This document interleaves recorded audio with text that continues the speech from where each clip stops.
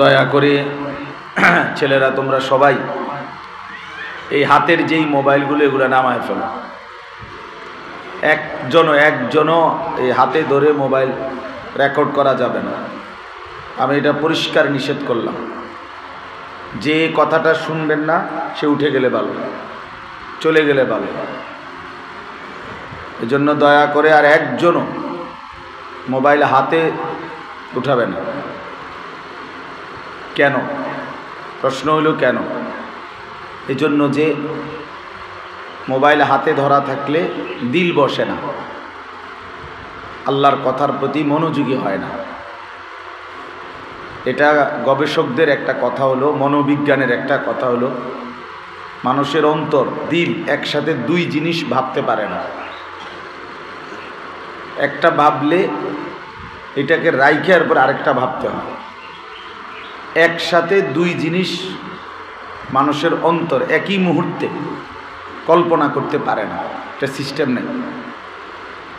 এবং এটা ইসলামী মনীষীদেরও কথা। হাকিমুল উম্মত মুজাদ্দিদুল মিল্লাত হযরত মাওলানা শাহ আশরাফ আলী থানভী রাহমাতুল্লাহ উনিও বলছেন এই কথা, ওনার কিতাবেও আছে। তাহলে তার মানে কি? তার মানে হলো তখন তার অন্তরের মধ্যে থাকে আমার মোবাইলটার মধ্যে উঠতেছে কিনা, ঠিক মতো বারবার চোখ ফিরায়, নজর দেয়, খেয়াল করে এটার দিকেই। অর্থাৎ এটার মধ্যে কোনো অস্পষ্ট হইল কিনা, চেহারাটা কোনো কাইটা গেল কিনা, ঠিকমতো আওয়াজটা উঠতেছে কিনা, তাহলে তার দিলের মধ্যে তখন ওইটাই। তাহলে সে মোবাইলের জন্য তো অনেক সুন্দর করে নিল, তো নিজের জন্য কি নিল? নিজের জন্য নিলটা কি? মোবাইলে এরকম 1 লক্ষ ওয়াজ জমা করলে আখেরাতের ফায়দা কি বলেন? বাংলাদেশের 100 বক্তার ছবি যদি কারো মোবাইলে থাকে, এতে করে পরকালের ফায়দা কি? কবরের আযাব মাফ নাকি? তাইলে এই যে একটা মানসিকতা, যেখানে সেখানেই যে কাউরে দেখলেই ছবি তোলা, এটা একটা অসভ্য মানসিকতা, নোংরা মানসিকতা, একটা ফালতু মানসিকতা। পথে ঘাটে, রোডে ঘাটে হাঁটতে চলতে, উঠতে ফিরতে যা দেখে তাই মোবাইলে উঠাইতে মন চায়। পুরুষ, নারী, হুজুর, পাবলিক, গরু, ছাগল, কুকুর, বিড়াল, সাপ, বিচ্ছু, পাহাড়, জঙ্গল, যা পায় তাই উঠানো। এটা একটা বিকৃত মানসিকতা, ফালতু মানসিকতা। একজন মুসলমান, একজন মুমিন এতটা বেহুদা কাজ করতে পারে না। কোরআন শরীফে আল্লাহ তাআলা জান্নাতি মুমিনের 7টা সিফাত বলছেন। এর মধ্যে একটা হলো আল্লাযীনা হুম আনিল লাগবি মুরিদুন। আল্লাহ তাআলা বলেন আমার ওই মুমিনরা জান্নাতি হবে এবং জান্নাতুল ফেরদাউসের অধিকারী হবে যারা নিজেকে অনর্থক কথা এবং কাজ থেকে বিরত রাখে। অনর্থক বেহুদা কথা এবং কাজ থেকে নিজেকে বিরত রাখে। কোরআন শরীফে আছে আল্লাহ তাআলা বলছেন যে আমার সবচেয়ে প্রিয় বান্দা কারা? ইবাদুর রহমান। তো আল্লাহ তাআলা প্রিয় বান্দাদের অনেকগুলো সিফাত, গুণ বলছেন। ওই যে কেন ওই যে ওই ছেলে ফালতু, দেখছেন কেমন অপদার্থ? বেটা তুমি উঠে যাও এখান থেকে, বেটা যাও এখান থেকে।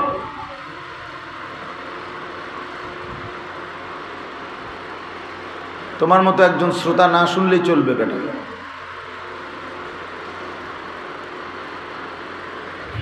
আমি ছেড়ে দেওয়ার মানুষ না, আমি ব্যক্তিগতভাবে একটু কঠোর মানুষ। গাফেলকে বলতে রাজি না, ফালতু মানুষকে বলতে রাজি না। প্রতি মিনিট আপনার যেমন যায় আমারও যায়, এই মিনিট আমারও আপনারও, হায়াত আমারও আপনারও। তাইলে কি বলতেছিলাম? হ্যাঁ, ইবাদুর রহমান, মাশাআল্লাহ। তো ওইখানে আছে যে আল্লাহ তাআলা বলেন আমার মায়ার বান্দা, দয়ার বান্দা, প্রিয় বান্দা কারা? তো সেখানে আছে আল্লাহ তাআলা বলেন যে গুণগুলো বলছেন, এর মধ্যে একটা হলো ওয়া ইদা মাররু বিল লাগবি মাররু কিরামা। আমার প্রিয় বান্দা তারা যেই কোনো অনর্থক, বেহুদা, অর্থহীন, অপ্রয়োজনীয় কথা এবং কাজ যখন দেখে তারা ভদ্রচিতভাবে পাশ কাটিয়ে চলে যায়, সেখানে অংশগ্রহণ করে না। আল্লাহ বলেন তারা আমার প্রিয় বান্দা। উলাইকা ইউজজাউনাল গুরফা, এমন প্রিয় বান্দার জন্য আমি জান্নাতের ঘর প্রতিদান হিসাবে প্রস্তুত করে রেখেছি। এই কোরআন শরীফরা। এরপরে আল্লাহ তাআলা কোরআনুল কারীমের আরেক জায়গায় বলছেন যে আল্লাহর পছন্দনীয় বান্দা কারা? তারা ওয়া ইযা সামিউল লাগবা আরাযু আনহু, যখন তারা অনর্থক কথা এবং কাজ শোনে তো তারা তার থেকে মুখ ফিরিয়ে নেয়, বিমুখ যায় না সেখানে। আর ডাক দিলে তারা যদি বলে দোস্ত দিঘা, এই চাচা এদিকে আসেন, মানে আড্ডার মধ্যে, গল্পের মধ্যে, বেহুদা কথার মধ্যে, তো সে বলে ওয়াকালু লানা আমালুনা ওয়া লাকুম আমালুকুম সালামুন আলাইকুম। আল্লাহ বলেন আমার প্রিয় বান্দা বলে যে ভাই তুমি তোমার কাজ নিয়ে পড়ে থাকো, আমি আমার কাজ নিয়ে আছি, তোমার কল্যাণ কামনা করছি। সালামুন আলাইকুম, তোমার শান্তি, তোমার কল্যাণ কামনা করছি তোমার জন্য, এই কথা বলে পাশ কাটিয়ে নেয়। এই জন্য এই যৌবন বয়সে, কিশোর বয়সে, তরুণ বয়সে ছেলেরা, এটা একটা বড় গুরুত্বপূর্ণ বিষয়। মানুষের জীবনের সবচেয়ে গুরুত্বপূর্ণ সময় তার এই যৌবনকাল। সকালবেলা সূর্য উঠে, দুপুরের পরে সূর্য আবার ডুবে, মাঝখানে কিছু সময় সূর্য প্রখর তেজ থাকে, সূর্যের মেইন টাইম। তো ঠিক মানুষের হায়াতের তিনটা অংশ। প্রথম জন্মের পরে দুর্বল থাকে, আবার 40-এর পরে আবার দুর্বল হইতে থাকে, মাঝখানের 14-15 বছর থেকে নিয়ে 40, এই 25-26 বছর তার তাগড়া জওয়ানি থাকে, শক্তি থাকে। এই জন্য নিয়ম হলো প্রত্যেক মানুষের উপার্জনের টাইম এই যখন আলোকিত সময়টা, এটা সকাল 7টা-8টার ভিতরেই মানুষ তার কর্মের মধ্যে লাইগা যায়, আবার বিকাল 4টার আগে আগে তার কর্ম পরিশ্রমের মেইন কাজটা, কামাই রোজগারির শেষ করে ফেলে। তো এই জন্য জীবনের এই টাইমটা গুরুত্বপূর্ণ। আল্লাহ তাআলা কোরআনুল কারীমের মধ্যে বলছেন আল্লাহুল্লাযী খালাকাকুম মিন দুআফিন, আল্লাহই তোমাদেরকে সৃষ্টি করেছেন শুরুতে দুর্বল অবস্থায়। দুআফ এই শব্দের অর্থ দুর্বল। সুম্মা জাআলা মিন বা'দি দুআফিন কুওয়াতান, অতঃপর তোমাদের দুর্বল অবস্থার পরে তোমাদেরকে দিয়েছেন শক্তি, মানে যৌবন। সুম্মা জাআলা মিন বা'দি কুওয়াতিন দুআফান ওয়া শাইবা, অতঃপর পুনরায় আবার সেই শক্তির পরে আবার দিয়েছেন দুর্বলতা ও বৃদ্ধকাল। ইয়াখলুকু মা ইয়াশা, এভাবেই আল্লাহ যা ইচ্ছে তাই সৃষ্টি করতে পারেন। একই দেহে একবার দুর্বল, আবার সবল, আবার দুর্বল, একই হাত পা অঙ্গের মধ্যেই এটা আল্লাহ তাআলা চাইলেই করতে পারেন। তাহলে কি বোঝা গেল? আল্লাহ তাআলা স্পষ্ট বললেন কুওয়াতান, এই মাঝের সময়টাই হলো শক্তি। ছোটবেলাটাও দুর্বল, বৃদ্ধবেলাটাও দুর্বল, শক্তি কেবলই যৌবন, জওয়ানি। আমার আগেও মাওলানা সাহেব চমৎকার বলতেছিলেন, অনেক সুন্দর কথা বলছে, অনেক সুন্দর।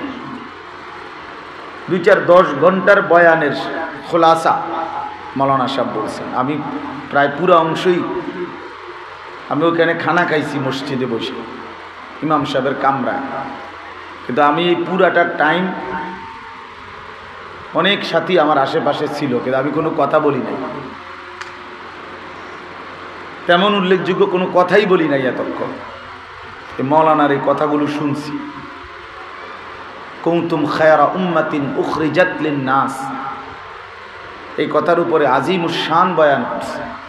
আল্লাহ তাআলা আমাদেরকে, এই শেষ নবীর উম্মতকে আল্লাহ তাআলা কি কি শ্রেষ্ঠত্ব মর্যাদা দান করছেন তার অসাধারণ বয়ান করছে।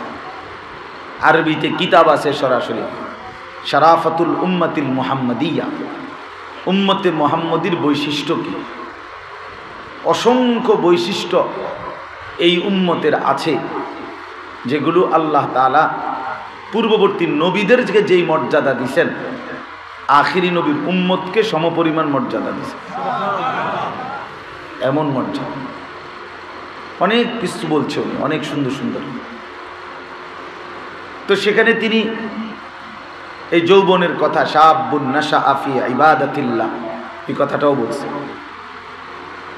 যে যুবক তার যৌবনকাল আল্লাহ তাআলার ইবাদতের মধ্যে কাটাবে, তো আল্লাহ তাআলা তাকে আল্লাহ পাকের আরশের নিচে ছায়া দান করবে হাসরের ময়দান। ইয়াউমা লা যিল্লা ইল্লা যিল্লু, যেদিন আর কোনো ছায়া থাকবে না। তাইলে প্রিয় ভাই, আমি বলতে চাইছিলাম এই কথাটা যে জিন্দেগির কিছু করার সময় এই কিশোর যৌবন শক্তির সময়, নিজেকে যদি কেউ গড়ে তোলে তাইলেও এই টাইম, নিজেকে কেউ যদি নষ্ট করে ফেলে তাইলেও এই টাইম।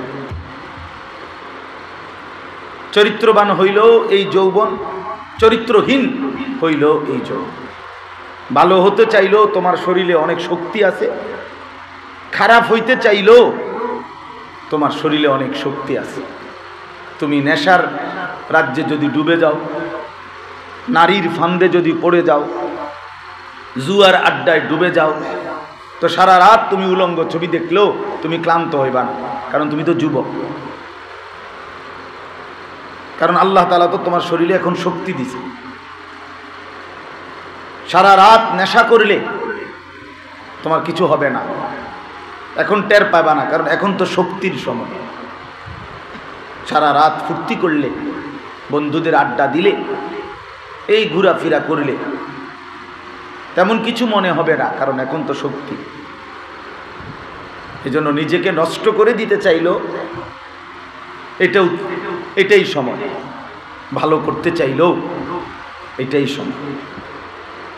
আমরা হাদিসে পড়ছি হযরত জিবরাইল আলাইহিস সালাম রাসূলুল্লাহ সাল্লাল্লাহু আলাইহি সাল্লামের কাছে মানুষের আকৃতিতে দ্বীন শিখবার জন্য, দ্বীনি কথা বলবার জন্য আসছেন। তো ওইখানে দুইটা, যখন তিনি মানুষের আকৃতিতে নবীজির কাছে এসে বসছেন জিবরাইল, তো সাহাবীরা বর্ণনা করছেন জিবরাইলের শরীরটা দেখে দুইটা জিনিস দেখছেন ওনারা। এক নাম্বার হলো বায়াবুস সিয়াব, এক নাম্বার হলো পোশাক একদম ধবধবে সাদা, পরিষ্কার পরিচ্ছন্ন। আর দেখছেন শাদীদু সাওয়াদিস শাআর, চুল, জিবরাইল যে মানুষের আকৃতি ধরে আসছেন, তো চুল একদম কুচকুচে কালো। তো মুহাদ্দিসিনে কেরাম, ওলামায়ে কেরাম এটার ব্যাখ্যা দিছে যে এর অর্থ হইল তাগরা যুবক, যার চুলে এত ঘন কালো, চুল দাড়ি একটাও সাদা হয় নাই, অর্থাৎ পুরা জওয়ান। এই সময় আসছে নবীজির কাছে এই আকৃতি নিয়া। তো এর দ্বারা মুহাদ্দিসিন কেরাম বলেন দ্বীন শিখবার, আখিরাত গড়বার, ইলম অর্জন করার মোক্ষম উত্তম সময় এই জওয়ানি। এই জওয়ানি, এই যৌবন। তো এই জন্য বাপ, আমি যেটা বলতেছিলাম ছেলেদেরকে, যে এটা খুব গুরুত্বপূর্ণ, এই দিবানিশি অসৎ সঙ্গ এটা মানুষকে চরিত্রহীন বানায়। আর বর্তমানের অসৎ সঙ্গ হলো এই বড় মোবাইল। এই বড় মোবাইলটাই অসৎ সঙ্গী, এই বড় মোবাইলটাই। এটাই বর্তমানের লাখ লাখ নওজোয়ান ছেলে মেয়েকে চরিত্রহীন আর অসভ্যতার একেবারেই স্বার্থবক জমিনের নিচে নামায় দিছে। নিজের কোনো আত্মপরিচয়, আত্মসম্মান কিচ্ছু চিনে না। তার মালিক কে, তার রসুল কে, কে তাকে বানাইলো কিছুই জানে না। মা বাবা, বংশ, পরিবার, ধর্ম, কিছুর ইজ্জত এখনকার ছেলেদের মেয়েদের আর মনে নাই। একটাই শুধু আমি আর আমার মোবাইল। আমার রাত দিন আবেগ, আশা, আকাঙ্ক্ষা, ভালোবাসা, চিন্তা, চেতনা, অনুভূতি, চলাফেরা, লেবাস, পোশাক, কাপড়, চুল, প্যান্ট, জামা, শার্ট, হাঁটা চলার স্টাইল, চুলের ফ্যাশন, সব কিছু এই মোবাইল নির্ভর। এই মোবাইল নির্ভর। একসাথে 4 বন্ধু, তাও একই বিষয়ে আলোচনা, মোবাইল। কার মোবাইলে কি আছে, কার কাছে কতটা অসভ্য ছবি, নোংরার ছবি, উলঙ্গ ছবি আছে, এই নিয়েই বিনিময়। একদিন প্রতিটি রাতেই ভোর হয়, প্রতিটা আলোকিত দিন সন্ধ্যা হয়। তার মানে এই ধবধবে আলোকিত সাদা দিনটা যেরকম কিছুক্ষণ পরে ডুবে যাবে, আমাদের প্রত্যেকের হায়াতের এই জওয়ানিও একদিন ডুবে যাবে, কোনো সন্দেহ। হয় মৃত্যু আইসা কবরে নিয়ে যাবে, আর নয়তো বৃদ্ধকাল আইসা দুর্বল করে ফেলবে। সেদিন ঠিকই মনে পড়বে পেছনের এই জিন্দিগির কথা, যে হায় আমি কি করলাম। কোরআন শরীফে আছে, প্রত্যেক নাফরমান পাপী, বাবারা সবাই শোনেন, ছেলেরাও শোনেন, প্রতিটা নাফরমান পাপী কিয়ামতের দিন হাসরের ময়দানে একটা শব্দ বারবার বলবে। প্রতিটা পাপী একটি শব্দ বারবার বলবে, সেই শব্দটা হলো ইয়া লাইতানি, ইয়া লাইতানি, হায় হায় যদি আমি করতাম। এই কোরআন শরীফে বারবার আছে, ইয়া লাইতানি কুনতু তুরাবা। নাফরমান বলবে, হায় আজ এই হাসরের ময়দানে আমি যদি মাটি হয়ে যেতাম। ইয়া লাইতানি কুনতু মাআহুম ফাআফুজা ফাওজান আযীমা। হায় আমি যদি দুনিয়ায় নেককারদের সঙ্গী হতাম, তাহলে আজ আমিও কামিয়াব হতাম, জান্নাতি হতাম। ইয়া লাইতানা আতা'না আল্লাহ ওয়া আতা'না আর-রাসূলা। হায় আমি যদি আল্লাহ এবং রাসূলের আনুগত্য করতাম। ইয়া লাইতানি লাম উতা কিতাবিয়া। হায় আজ আমলনামা আমার হাতে যদি না দিত। ইয়া লাইতাহা কানাতিল কাদিয়া। হায় আজ হাসরের মাঠে যদি আমার মৃত্যু হয়ে যেত। ইয়া লাইতানি লাম উশরিক বিরব্বি আহাদা। এগুলো সব কোরআনের আয়াত, এগুলো আমার বানানো কথা না। হায় আমি যদি আল্লাহর সাথে শরীক না করতাম। এইভাবে এই কথাইটাই বারবার, আহা কি করলাম, আহা কি করলাম, আহা কি করলাম, আহা কি করলাম। ইয়া লাইতানি ইত্তাখাযতু মা'আর রাসূল সাবিলা। হায় যদি আল্লাহর রাসূলের পথ ধরতাম। ইয়া লাইতানি লাম আত্তাখিজ ফুলানান খলিলা। হায় যদি ওই অসৎ লোকটাকে, ছেলেটাকে বন্ধু না বানাইতাম, যে জানোয়ার আমারে চরিত্রহীন বানাইছে, যে তোমারে কোনোদিন নামাজের কথা বলে না, ঘন্টার পর ঘন্টা যার সাথে আড্ডা দিলা, কোনোদিন আল্লাহর কথা, আখিরাতের কথা, নামাজের কথা, চরিত্রের কথা বলে না। আমি পরিষ্কার বলি, সে কোনো বন্ধু না, ওটা জানোয়ার।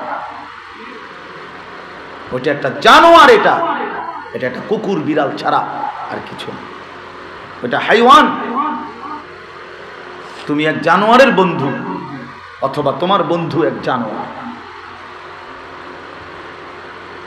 যে কোনো দিন আল্লাহর কথা মনে করে না, সে মানুষ না।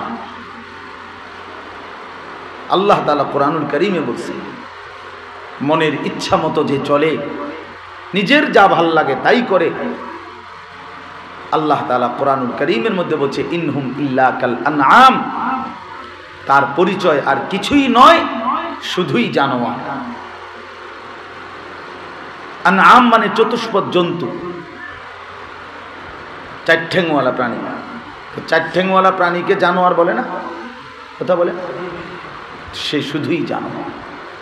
রাতের কোনো ঠিক নাই, দিনের ঠিক নাই, চেহারার কোনো ঠিক নাই, চরিত্রের কোনো ঠিক নাই, চলন বলনের মধ্যে ঈমান, ইসলাম, আল্লাহ, খোদা, আখিরাত, পরকাল, রসুল, কোরআন, ইসলাম কিচ্ছুর হদিস নাই, এটা জানোয়ার।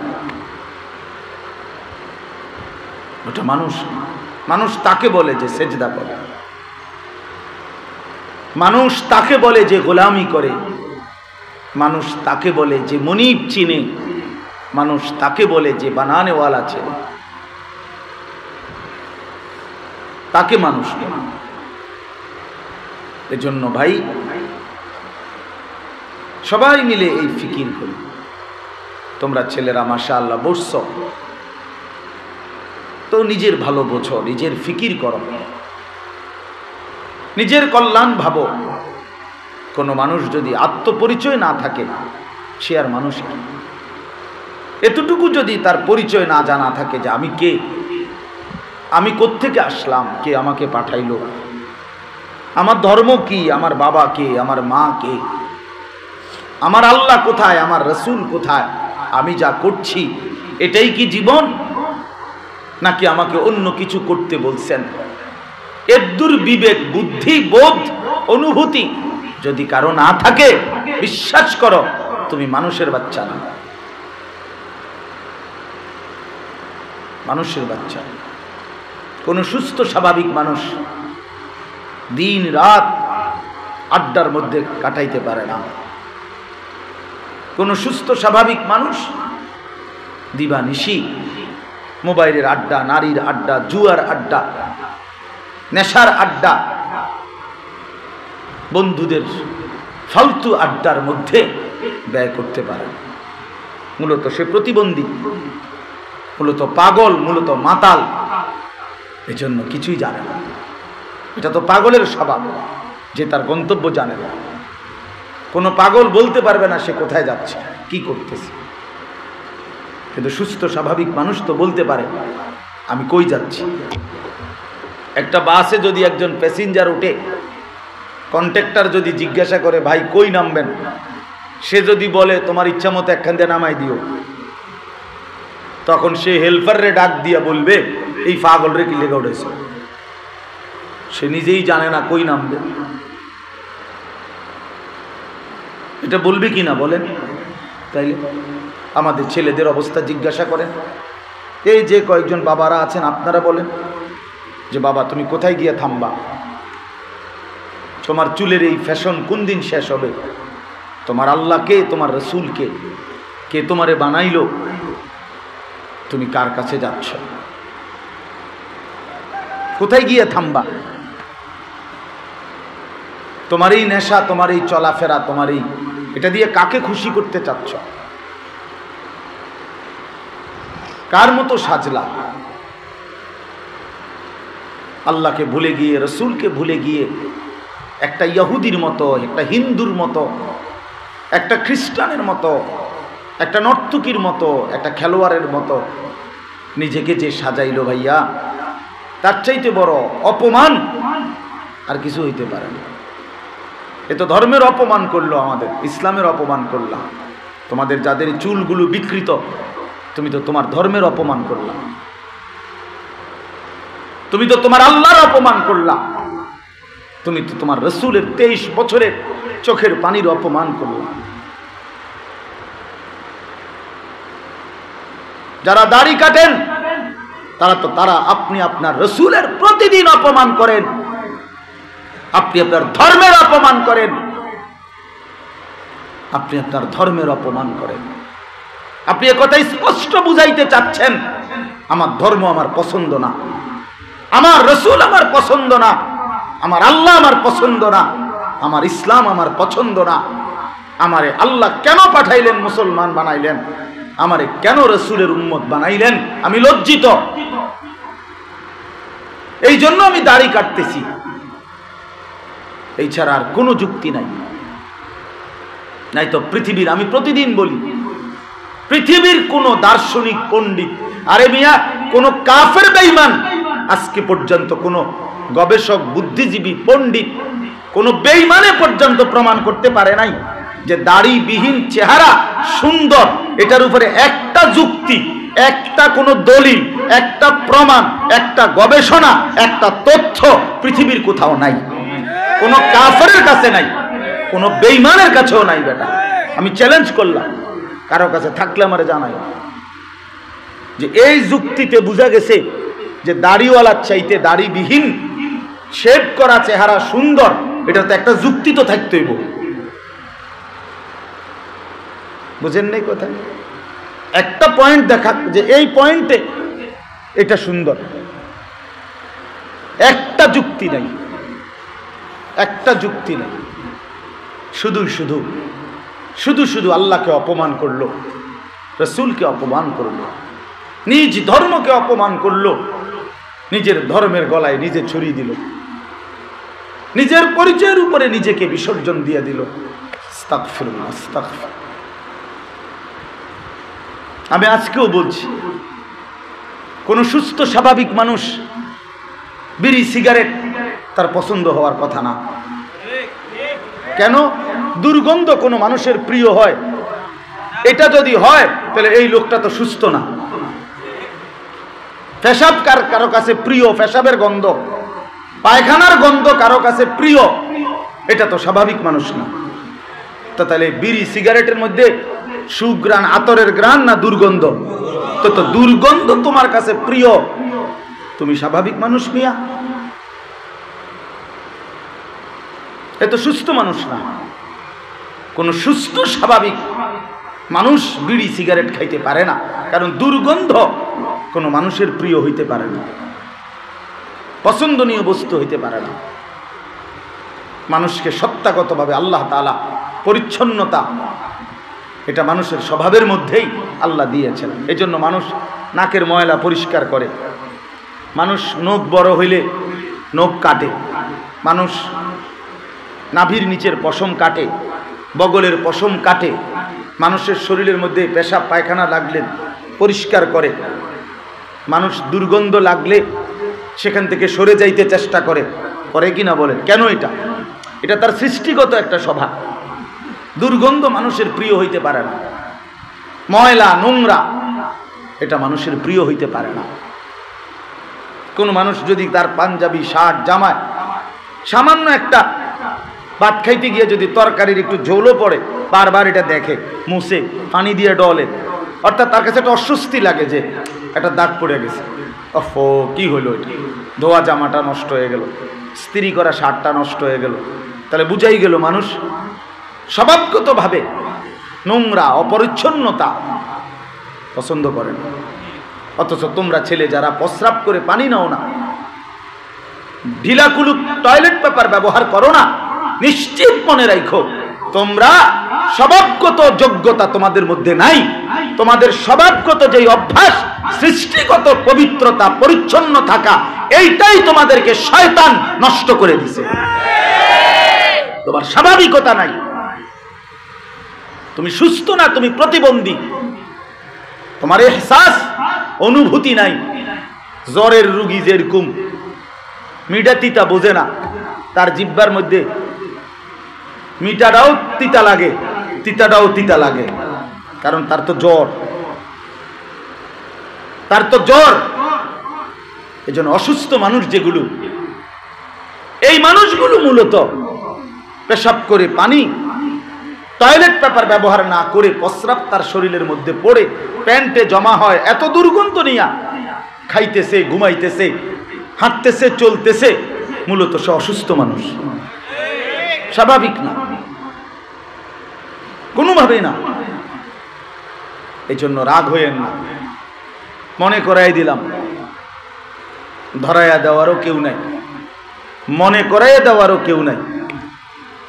সবাই মনে করছে আমাদের ছেলেপেলেরা যে আমি আমার মতো চলতেছি, কিসের মা, কিসের বাবা, কিসের অভিভাবক, কে আমার আল্লাহ, কে আমার রসুল, কি আমার ধর্ম, কি আমার কিতাব, বাদ দাও এগুলো। আমার মনে যা চায়, বন্ধুদের সাথে আড্ডায় যখন যেটা ভাল লাগে, বন্ধু বলছে দোস্ত তোর চুলটা সেরকম, খালাস। পাগল, সেও এক পাগল, তুই নিজেও এক পাগল, দুটোটাই মাতাল। মানে নিজে নিজে নিজেদের অঙ্গনে চলা, এটা তো বাপ সুন্দর না। আল্লাহ আমাদেরকে বুঝার তৌফিক দান করেন। এজন্য আমি অনুরোধ করলাম বাবাদেরকে, ছেলেদেরকে, সবার কাছে, ভাই ইসলামের মধ্যেই সৌন্দর্য, কোরআনের মধ্যেই সৌন্দর্য, প্রিয় নবী সাল্লাল্লাহু আলাইহি ওয়াসাল্লামের মধ্যেই সৌন্দর্য। তার চাইতে সুন্দর আল্লাহর এই সৃষ্টি জগতে আর কেউ নেই। রাসূলুল্লাহ সাল্লাল্লাহু আলাইহি ওয়াসাল্লাম বলছেন আল্লাহ তাআলা অর্ধেক সৌন্দর্য ইউসুফ আলাইহিস সালামকে দান করছেন, বাকি অর্ধেক সৌন্দর্য আল্লাহ গোটা সৃষ্টি জগৎকে দান করছেন। মুহাদ্দিসিনে কেরাম এই হাদিসের ব্যাখ্যায় লিখছেন যে আল্লাহ অর্ধেক সৌন্দর্য দিলেন ইউসুফকে, অর্ধেক সৌন্দর্য দিলেন গোটা সৃষ্টি জগৎকে, আর একা বন্ধু মুহাম্মদকে পুরা সৌন্দর্য সবটা দিয়েছেন। তু তনহা দারি, নবী সাল্লাল্লাহু আলাইহি সাল্লাম গোটা সৃষ্টির সমস্ত সুন্দর আল্লাহ যা দিয়েছেন সবটা একা রাসূলুল্লাহর মধ্যে দিয়েছে। তিনি কি পরিমাণ সুন্দর, কি পরিমাণ সুন্দর ছিলেন আল্লাহ নবী সাল্লাল্লাহু আলাইহি সাল্লাম। তো আমার রাসূল যিনি, তিনি এতটা সুন্দর, আমি কেন কোনো পাগল ছাগলের মতো যাব? কেন যাব? রাসূলুল্লাহ সাল্লাল্লাহু আলাইহি সাল্লাম হাদিসের মধ্যে আছে, হযরত কাব ইবনে মালিক বলেন ইযা সাররা ইস্তানারা ওয়াজহুহু, নবীজি সাল্লাল্লাহু আলাইহি সাল্লাম যখন খুশিতে হাসতেন তো নবী সাল্লাল্লাহু আলাইহি ওয়াসাল্লামের পুরা চেহারা মোবারক যেন নূরে আলোয় আলোকিত হয়ে ঝলঝল করত,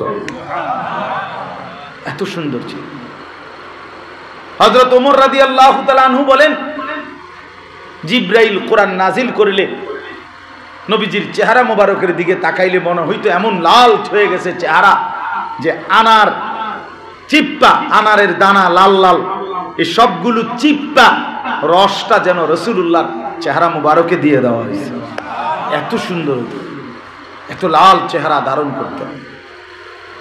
সাহাবী বর্ণনা করছেন আল্লাহ নবী সাল্লাল্লাহু আলাইহি সাল্লাম, এক সাহাবী বলেন তিনি তার চেহারা মোবারকের দিকে তাকাইলে মনে হইতো কাআন্নাহু কিতাতুম মিনাল কামার, যেন চাঁদের টুকরা।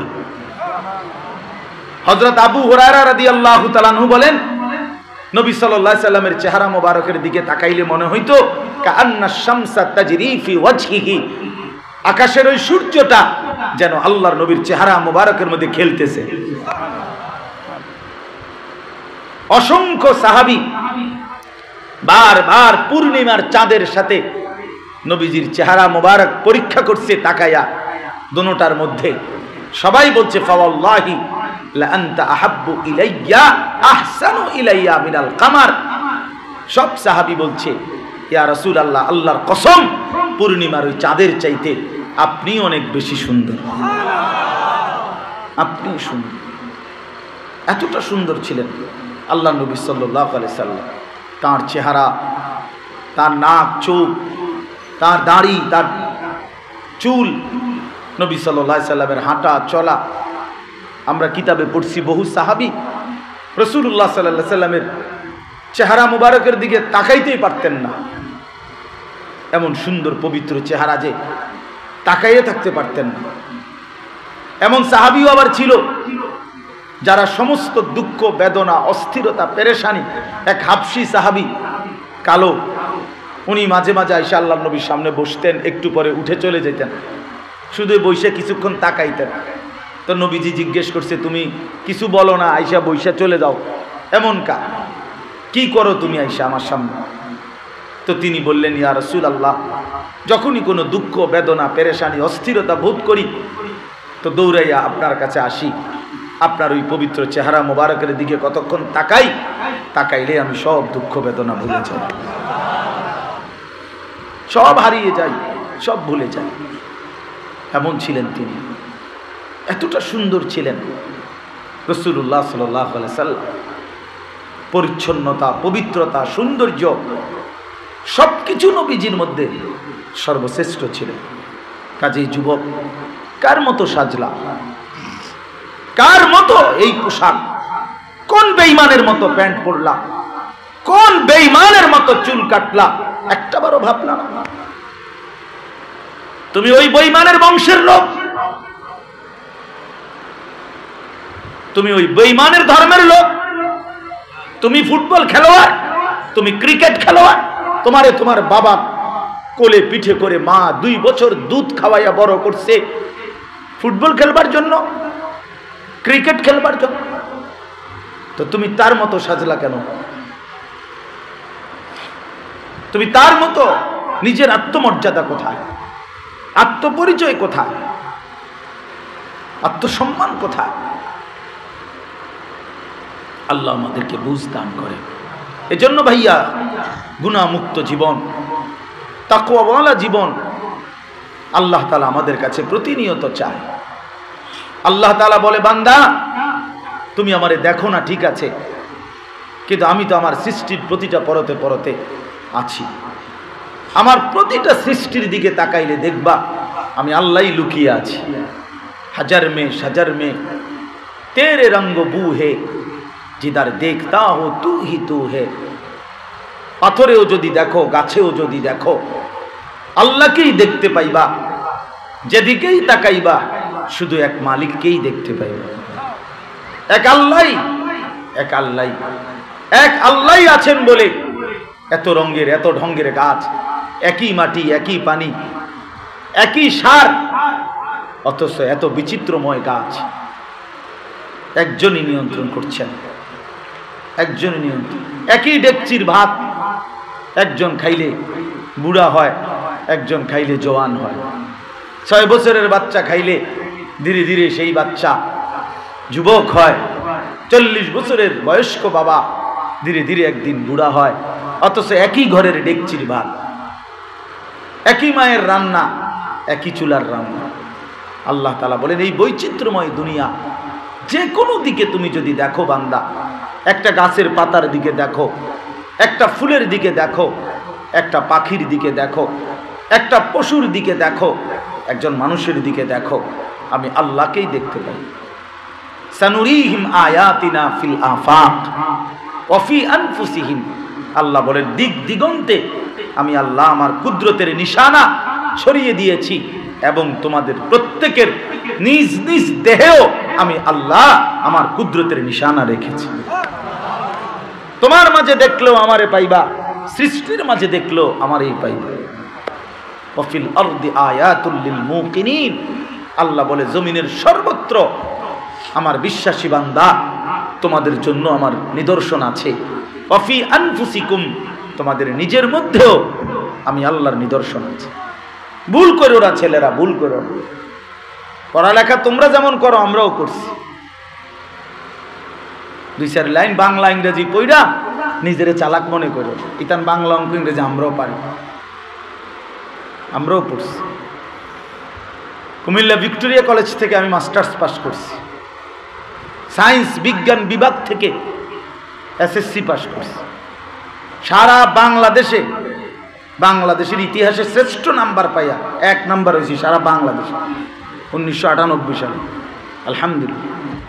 এমনি কইলাম আরে, হুডাঙ্গিরির জন্য নেন, হুডাঙ্গিরির কিতাব এগুলো কোনো গণা তো ধরি না, কিন্তু বুঝাইলাম আর কি যে ওই জেনারেল পড়ালেখা আমরা পড়ছি ভাইয়া।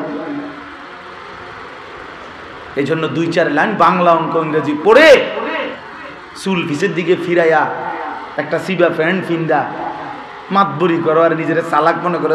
হুজুররা কি জানে, হ্যাঁ তুমি যে কি গোড়ার গাছ জানো আমরা জানি না।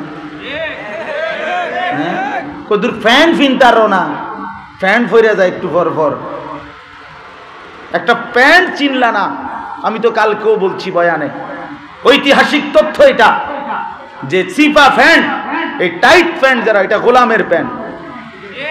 হ্যাঁ, আরে বেটা হাইসো না বেটা, কৃতদাসের প্যান্ট, এটা চাকরের প্যান্ট, আফ্রিকান কৃতদাস। ঐতিহাসিক কথা হলো, আফ্রিকান কৃতদাসদেরকে যখন কাজে লাগাইতো, তখন এই কৃতদাস যাতে কাজে ফাঁকি না দেয়, এই জন্য আফ্রিকান কৃতদাসকে, চাকরকে তারা এই চিপা টাইট প্যান্ট পরায় দিত, যাতে করে সে বসতে না পারে, পেশাব করার জন্য কদ্দুর বইতে না পারে, কাজে যেন ফাঁকি না দিতে পারে। এই জন্য এই চিপা প্যান্ট গোলামের প্যান্ট, কৃতদাসের প্যান্ট। যখন ভদ্র রুচি সম্পন্ন সুস্থ রুচির কোন মানুষের প্যান্ট হইতে পারে, পোশাক হইতে পারে না। এত টাইট মানুষের পোশাক হইতে পারে না। পোশাক তো আরামদায়ক, এটা কিসের আরামদায়ক হলো? এটা নড়তে পারে না, কদ্দুর কেউ সামনে বসতে কইলে এটা টানতে টানতে যান শেষ, না পেশাব করতে বইতে পারে, খাড়াইয়া মতে। এই জন্যই তো বেঈমানরা আপনার এই হাই কমোট, পেশাব করার জন্য উঁচা কমোটের ব্যবস্থা করে দিছে, কারণ তোরে যে গোলামের প্যান্ট পরাই দিছে, এই জন্য যাতে বৈশা মুক্তি না পারো, এই জন্য খাড়াইয়া মুতার ব্যবস্থা করে দিছে। আর আমারে যে পোশাক দিছে, সেই পোশাকে আজীবন বসে পড়ার ব্যবস্থা আছে। এটা দরকারি বিষয়, এটা বুঝার বিষয় ছেলেরা। এই জন্য বললাম, মহান আল্লাহ পাক রব্বুল আলামিনকে আমরা মেনে নেওয়া, আল্লাহর কথা মেনে নেওয়া, এর মধ্যেই আমাদের সফলতা, এর মধ্যেই আমাদের কামিয়াব। এত বড় মালিককে নারাজ করতে নাই ভাই, এত বড় রসুলকে অপমান করতে নাই, এত বড় কোরআনকে অপমান করতে। আমাদের চারটা সম্পদ আল্লাহ দিছেন। এক, আমাদের রব আল্লাহ, আমাদের নবী মুহাম্মদুর রাসূলুল্লাহ, আমাদের কিতাব কোরআন, আমাদের ধর্ম ইসলাম। এই চারটি সর্বশ্রেষ্ঠ। আমাদের আল্লাহ সর্বশ্রেষ্ঠ, আমাদের রসুল সর্বশ্রেষ্ঠ, আমাদের কোরআন সর্বশ্রেষ্ঠ, আমাদের ধর্ম ইসলাম সর্বশ্রেষ্ঠ। চারটি সর্বশ্রেষ্ঠ নিয়ামত যার কাছে আছে, সে নষ্ট হবে কেন? সে চরিত্রহীন হবে কেন? সে জাহান্নামী হবে কেন? সে বখাটে হবে কেন? সে পাগল ছাগলের মতো চলবে কেন? আমাদের কিসের অভাব ভাই বলো? দয়া করে ভাবতে শেখো, হাসি দিয়ে উড়াই দিও না। আমি ব্যক্তিগতভাবে শুধু ওয়াজের জন্য বলি না, একটা ফিকির নিয়া, দিলের মধ্যে একটা ব্যথা নিয়া বলি। অর্থ হলো এই যে, এতটুকু তোমার তো বোঝা উচিত, আমাদের মায়েরা, আমাদের বোনেরা সিনেমার নর্তকীর মতো কাপড় পরলো, নিজেকে বেপর্দা বেহায়া ঘুরলো। আহা, সে মনে করলো কি মজাদার বিষয় এটা। অথচ আল্লাহ নবী সাল্লাল্লাহু আলাইহি সাল্লাম স্পষ্ট বলছেন, আল মারআতু আওরাতুন। নবীজি বলছে, নারী বলে কাকে? এক শব্দ নবী বলছে, নারী কাকে বলে, মহিলা বলে কাকে? রাসূলুল্লাহ সাল্লাল্লাহু আলাইহি সাল্লাম বলেন, আওরাতুন, নিজেকে যে ঢেকে রাখে, আড়ালে রাখে, নিজেকে যে গোপনে রাখে, নিজেকে যে লুকিয়ে রাখে, খোদার কসম নবী বলছে তাকেই বলে নারী।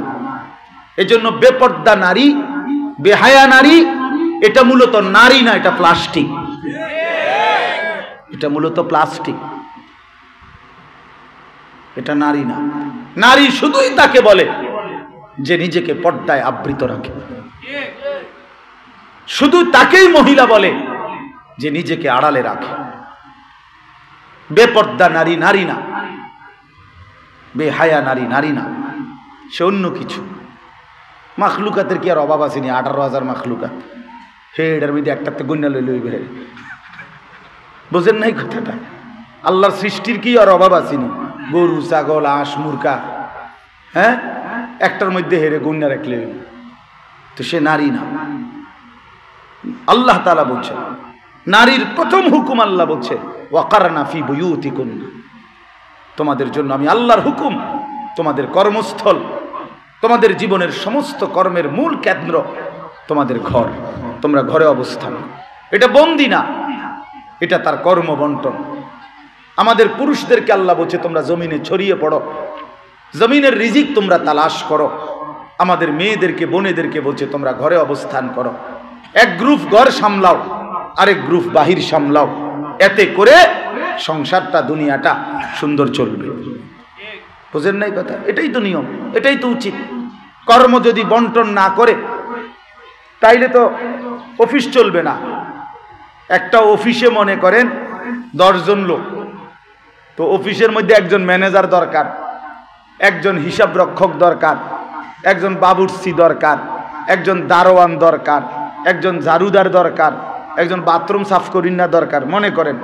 তো এখন কোম্পানি 10 জনকে নিয়োগ দিয়া কোম্পানি বলে দিল, এই আপনারা 10 জনে এই কাম যেটি আছে নিজেদের মধ্যে বুঝ করে লইয়েন, যার যেটা ভাল লাগে করেন। যা কিছু হইব, ঘোড়ার ডিম হইব কিছু, কে ঝাড়ু দিব আর কে বাথরুম সাফ করব, কে আবার ম্যানেজারই করব, হেরা হেরা মিলবে, এটা হবে না। বরং এখানে উপযুক্ত কেউ কি করে দিতে হবে, কর্মটা ভাগ করে দিতে হবে। আপনি ম্যানেজার, আপনি হিসাব রক্ষক, তুমি দারোয়ান, তুমি গেটম্যান, তুমি বাবুর্চি, এটা ভাগ করে দিতে হবে কিনা বলেন? তাহলে এইটা কি দোষণীয় না এটাই সঠিক? তাহলে কর্ম বন্টন করে দেওয়া, কাজ ভাগ করে দেওয়া, এটা যৌক্তিক, এটা স্বাভাবিক, এটাই নিয়ম। তো আল্লাহ তাআলা কর্ম বন্টন করে দিছেন। নারী তুমি ঘর সামলাও, পুরুষ তুমি বাহির সামলাও। নারী তোমাকে আমি ঘর সামলাবার উপযোগী শরীর বানাইছি, পুরুষ তোমাকে আমি বাহির সামলাবার উপযোগী শরীর বানাইছি। এই জন্যই তো দেহের বৈচিত্র্যতা, ভিন্নতা ভিন্নতা। উভয়ের কাজ যদি এক হইতো তো উভয়ের শরীর তো একই রকম হইতো, উভয়ের শরীরের সক্ষমতা তো একই হইতো। এই জন্য দয়া করে আমার 3টা আয়াত পড়ছি, এবার আয়াতটা শুনেন, তাইলেই আমার কথা শেষ। কোরআনুল কারীমের 29 নম্বর পারা, 67 নম্বর সূরা। সূরাটার নাম সূরায়ে মুলক। এই সূরার 12, 13, 14 এই 3টি আয়াত আমি এইমাত্র পড়ছিলাম। এবার এই আয়াতগুলোর তর্জমা বললেই আমার কথা শেষ। এই সূরাটা খুব ফজিলতপূর্ণ একটি সূরা, সূরায়ে মুলক।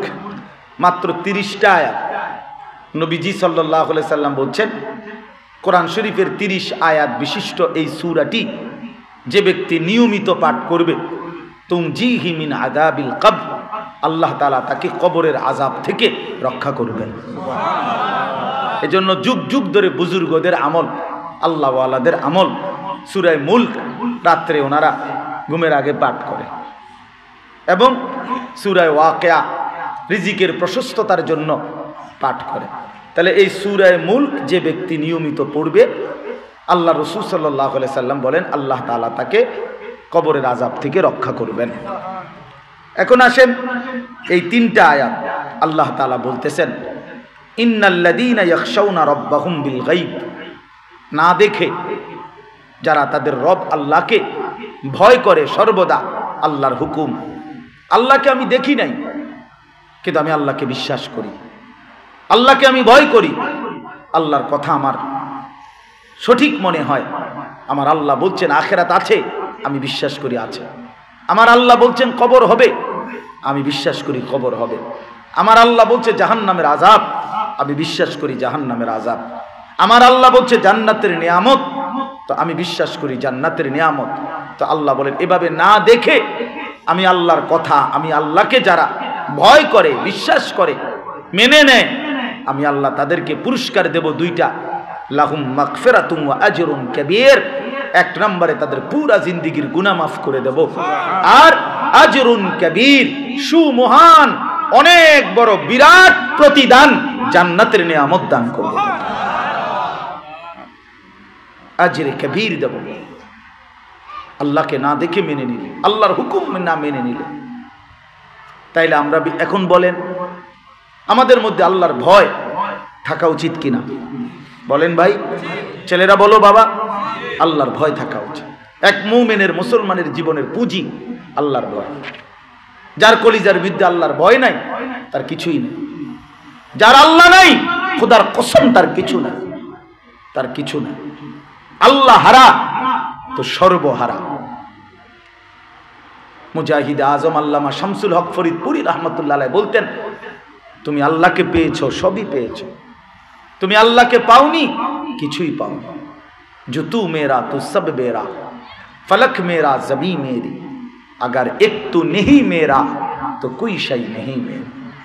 যার আল্লাহ আছে তার সবই আছে, যার আল্লাহ নাই কিছুই নেই, কিছুই নাই।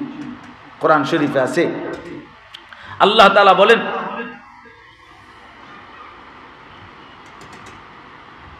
আল্লাহ তাআলা বলেন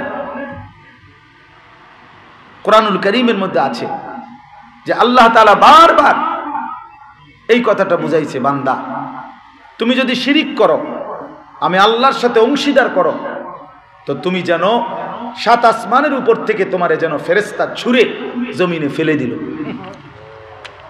ফাকান্নামা খাররা মিনাস সামা ফাতাখতাফুহু আত-তায়রু আও তাহবি বিহির রিহু ফি মাকানিন সাহিক। আল্লাহ বলেন, এক মুশরিক আল্লাহ থেকে যে ছুটে গেছে তার অবস্থা এমন, তারে যেন ফেরেশতারা আসমান থেকে নিচে ফেলে দিছে, এবার বাতাস তাকে উড়াইয়া কোথা থেকে কোথায় টেনে ফেলে দিছে, অথবা বাজ পাখি চিল পাখি তাকে ঠোক্কর মাইরা নিয়া তারে কোথাও দূর কোনো দেশে কোথাও ফেলে দিছে। অর্থাৎ তার আর জীবনের কোনো নিয়ন্ত্রণ নাই, জিন্দেগির কোনো আর কুল কিনারা নাই। আল্লাহকেই যখন ছেড়ে দিছে, এবার মাখলুকের পিছনে ঘুরতে ঘুরতে শেষ পর্যন্ত দিন শেষে, রাত শেষে, হায়াত শেষে দেখে কেউ খুশি হয়েছে না, কেউ খুশি হয়েছে, কেউ খুশি না। 60 বছর শেষ করছে এই সুদের টাকা, ঘুষের টাকা, বাটপারি সিটারি কইরা, 2 নম্বরই কইরা, 4 নম্বরই কইরা, শেষ পর্যন্ত বউও নারাজ, ফুতেও নারাজ, ফুতের বউও নারাজ, কেউ আর আবার আমার এটা দিছে না, হেবড়া হেডা দিছে না, তারে শোকেস দিছে, আমারে আলমারি দিছে না, আমারে আলমারি দিছে, তারে খাট দিছে না।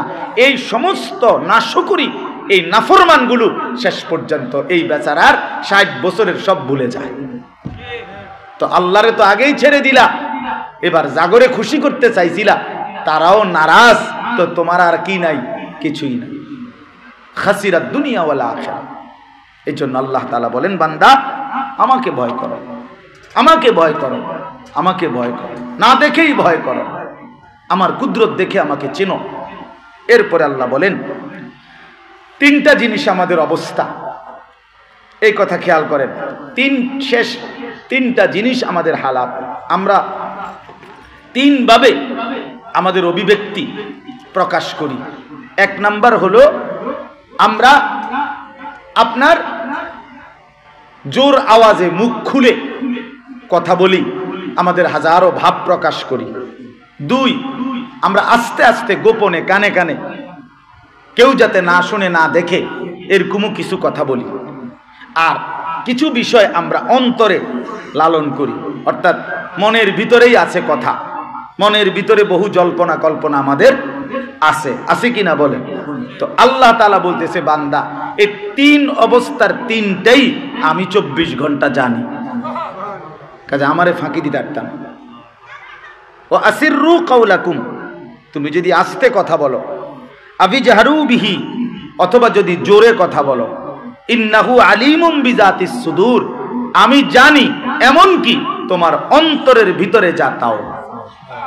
আস্তে কথাও শুনি, জোরে কথাও শুনি, অন্তরের ভিতরের কথাগুলো, জল্পনা কল্পনাগুলো আমি জানি। কাজেই বান্দা আমারে ফাঁকি দিবা কেমন? আমারে ফাঁকি দিবা কেমন? আমার থেকে আড়াল করবা কেমনে? আমারও জানতে করবা কেমনে? যুবক ভাই, রাত 12টা বাজে, 2টা বাজে, মনে করো মা ঘুমায় গেছে, বাপ ঘুমায় গেছে, পাড়া পড়শি সব ঘুমায় গেছে, তুমি শুধু তোমার রুমে একা, দরজা বন্ধ, জানালা বন্ধ, লাইট বন্ধ, মোবাইলে অস্থির ছবি দেখলা, উলঙ্গ ছবি দেখলা, সারা রাত নর্তকীর ছবি দেখলা। রব্বুল আলামিন বলে, বান্দা আমি কিন্তু দেখি,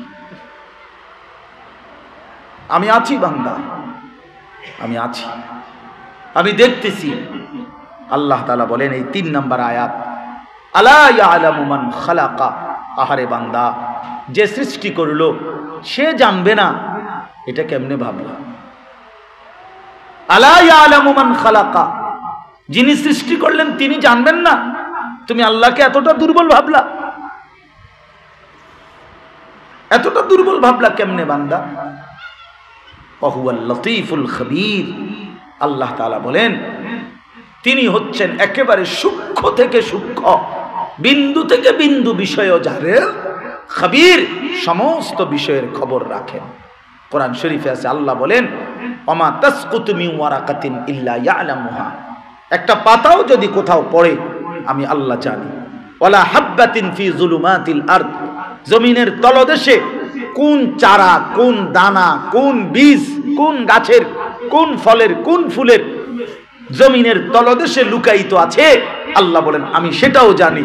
ওয়ালা রাতবিন ওয়ালা ইয়াবিসিন, শুকনা কিংবা ভিজা, জলে কিংবা স্থলে, যেখানে যা আমি সব জানি। শুধু জানি না বান্দা, ইল্লা ফি কিতাবিম মুবিন, আমার তাকদীরের মধ্যে সব লিখাও আছে। শুধু জানি এটা না, লিখে রাখছে, লিখে রাখছে। এই পৃথিবীর ফুল কয়টা, ফল কয়টা, এই পৃথিবীতে তুমি থাকবা কয়দিন, এই সৃষ্টি জগৎ থাকবে কয়দিন, সমস্ত সৃষ্টির তাকদীর আমি আল্লাহ লিখে রাখছি।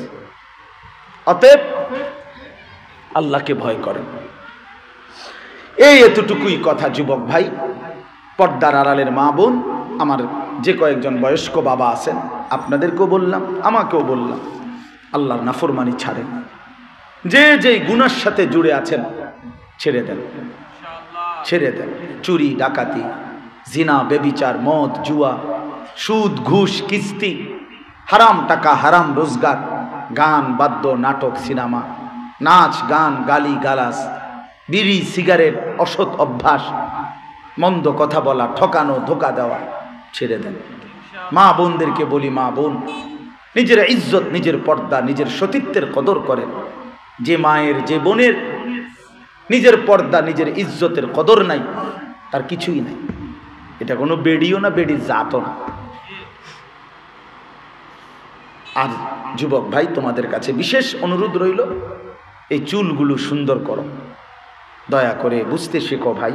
একটা ছেলেই বুঝো, একজন হলে একজনই ভালো। আমি আশাবাদী প্রচণ্ড যে তোমরা ইনশাল্লাহ আগায় আসবা ইসলামের জন্য, দ্বীনের জন্য।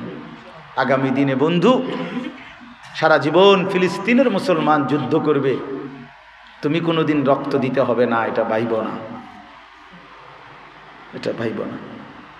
আজীবন রোহিঙ্গা মুসলমান শুধু রক্ত ঝরাবে, তুমি আর আমি কোনোদিন এই জমিনে রক্ত দিতে হবে না, এটা ভাইব না, এটা ভাইব না।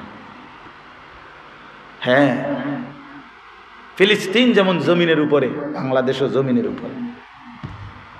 ফিলিস্তিনকে যেমন বেঈমান দেখে, বাংলাদেশকেও তো বেঈমান দেখে।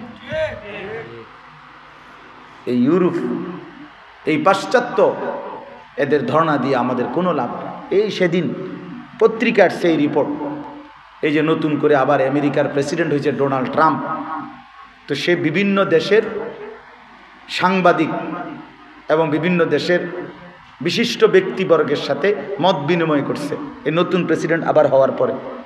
সেখানে একজন রোহিঙ্গা নারী, সে এই ইউরোপীয় এখানে সাংবাদিক, সে তাদের দেশের রোহিঙ্গা মুসলমানদের এই নির্যাতনের কথা তুলে ধরছে ওনার সামনে, যে আমাদের অঞ্চলে এই পরিমাণ আমরা নির্যাতিত। সে জিজ্ঞাসা করছে সেটা কোন জায়গায়, সে চেনে না। আমি নিজে এই রিপোর্টটা পড়ছি, সে চেনেই না এটা কয় কোন জায়গায়। এটা এত মুসলমান যেখানে জীবন দিল, এত মুসলমানের রক্তে জমিন ভেসে গেল। আজকে সেই 2017 সালে আমাদের বাংলাদেশে এই টেকনাফ সীমান্তে রোহিঙ্গা মানুষগুলো আসছে, যে আমরা সারা দেশ থেকে টাকা উঠাইয়া দিছি না, আপনাদের এলাকার থেকে দিছেন না, লাখ লাখ টাকা তোমরা। তো 17 সাল, আজকে হলো 24 সাল, হেইতে চিনে না, কয় এটা কারা, কোন জায়গা, মুসলমান চিনে না।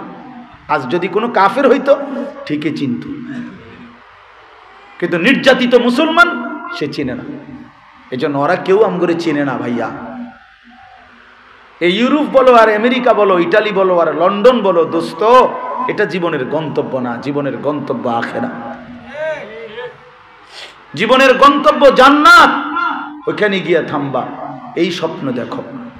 আল্লাহ তাআলা তৌফিক দেন, কবুল করেন। আজকের এই মাহফিলকে আল্লাহ তাআলা বরকত দান করেন, আমাদের সকলের পরিবর্তনের মাধ্যম বানান। আমিন।